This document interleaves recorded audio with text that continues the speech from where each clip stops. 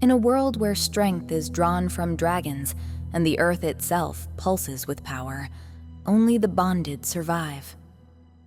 Welcome to your complete visual guide to the world of Fourth Wing, through the eyes of a girl who should have never made it past her first day.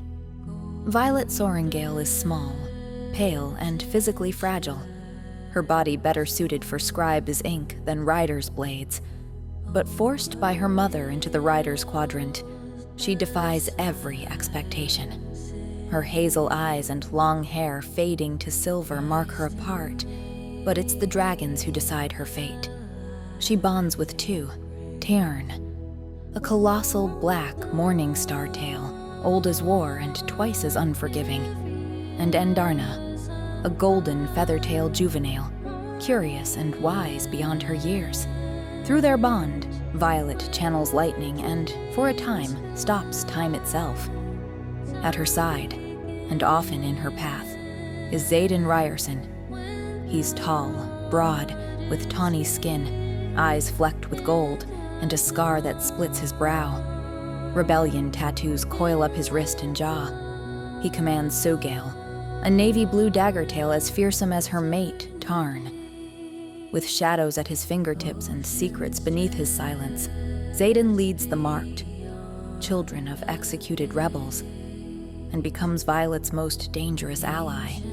Once, she trusted Dain Aetos, sandy-haired, careful, loyal to rules.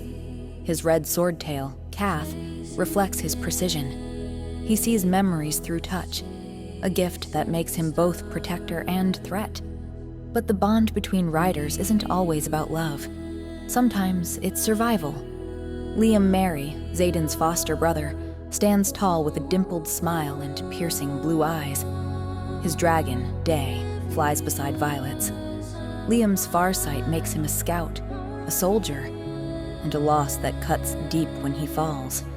Around Xaden are others marked by rebellion. Garrick, massive and sharp-eyed, carries a brown scorpion tail into battle. Bodhi, his cousin, calm and steady with a quiet intensity.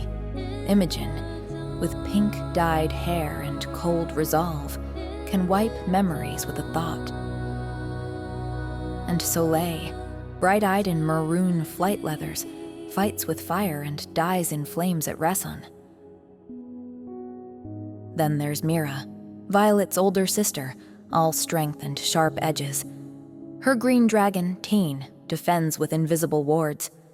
Their mother, General Lilith Sorrengail, commands the War College itself. Her brown dragon, Aemsir, answers to her weather-wielding fury. Even Brennan, the brother presumed dead, echoes through Violet's pages. A strategist with a healer's gift, gone but not forgotten. Violet's squad, the second squad of Flame Section, is a mix of friends, rivals, and cannon fodder. There's Rhiannon, bold and loyal, who summons weapons from air. Sawyer, wiry and thoughtful, shapes metal like clay.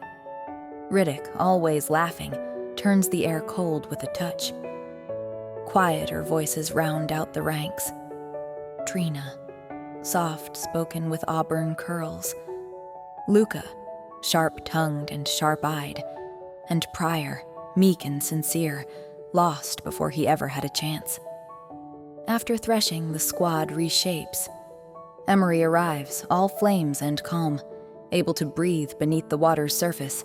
Quinn, ever watchful, leaves her body to scout with her mind. Nadine unweaves wards like thread, and Heaton, fierce and flame-haired, joins the fight with little said. Not all cadets fight with honor. Jack Barlowe, all sneers and cruelty, rides bide, an orange scorpion tail bred for brutality. He inflicts pain not with weapons, but willpower, until Violet ends him. Oren Seifert, arrogant and vengeful, dies for his mistake. Tynan, thick-haired and aggressive, meets Tarn's wrath head-on. Amber Maevis, once wing leader of Third Wing, falls from power after targeting Violet in her sleep. Caroline Ashton stands beside Jack.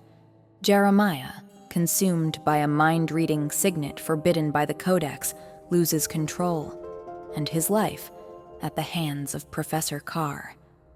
And through it all, mentors guide and judge. Nolan, 84, a mender and a miracle worker, keeps Violet breathing more than once. His wife, Winifred, offers gentler healing with weathered hands and sharp intuition. Jezania, Violet's only tie to her old life, remains in the scribe quadrant, a quiet, brilliant friend who speaks through signs and silence. At the top of the chain, General Melgren commands Navarre's armies, riding the black sword-tail Kodal. He sees victory before it happens, and buries truths in the name of peace. Commandant Panchek oversees Sgaeyth's deadly curriculum, while Colonel Aetos, Dain's father, enforces the old guard's expectations. Professor Kaori studies dragons with obsessive wonder, casting illusions from his mind. Carr, broad and feared, drills wielders and enforces signet law. De Vera commands strategy, cool and calculating, while Professor Markham, once a mentor, now watches Violet from the shadows of the past. Beyond Sgaeyth lie greater powers.